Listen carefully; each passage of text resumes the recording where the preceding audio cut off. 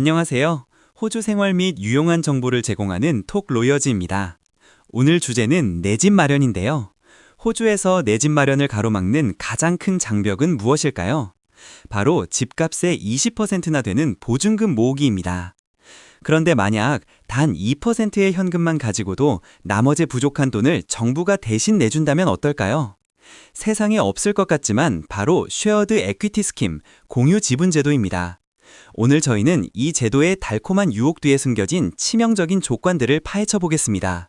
최근 타즈메니아의 마이홈 프로그램 등 호주 전역에서 이 공유 지분 제도가 화제입니다. 핵심은 간단합니다. 구매자는 집값의 2%만 내고 정부는 최대 40% 또는 30%를 지원합니다. 치솟는 월세 지옥에서 탈출할 수 있는 절호의 기회인 셈이죠. 하지만 변호사로서 묻겠습니다. 정부가 과연 여러분에게 이 돈을 공짜로 빌려주었을까요? 법률적으로 이 제도를 대출이 아닌 지분 투자로 보셔야 합니다. 이름 그대로 에큐티, 즉 지분을 공유하는 것이죠. 정부는 여러분의 집에 일정 비율의 공동 투자자, 사일런트 파트너가 되는 겁니다. 정부가 돈을 빌려준 것이 아니기 때문에 나중에 정부 지분을 되사올 때 원금만 갚으면 된다고 생각하는 것이 가장 큰 오해입니다. 가장 중요한 함정, 바로 캐피털 게인즈, 자본이익 공유입니다. 예를 들어 50만 불짜리 집을 사면서 정부가 20%인 10만 불을 지원했다고 가정해 봅시다.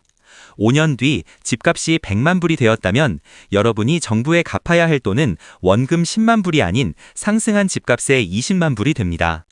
집값이 오르면 오를수록 정부에게 갚아야 할 돈도 눈덩이처럼 불어나는 구조입니다. 두 번째 딜레마는 소득 상한선, 인컴 캡입니다. 이 제도는 대부분 싱글 9만 불, 커플 12만 불 등 소득 제한이 있습니다. 문제는 승진을 하거나 투잡을 뛰어서 이 소득 기준을 넘어가면 어떻게 될까요? 많은 제도들이 일정 기간 내에 정부 지분을 강제로 상환하도록 요구합니다.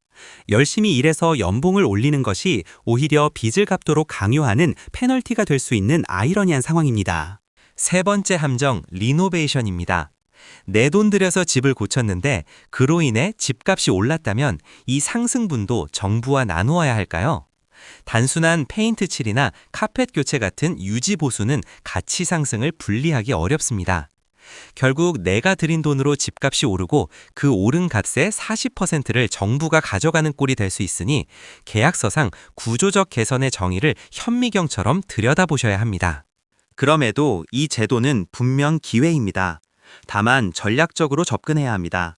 가장 중요한 것은 엑시트 스트래티지, 출구 전략을 세우는 것입니다.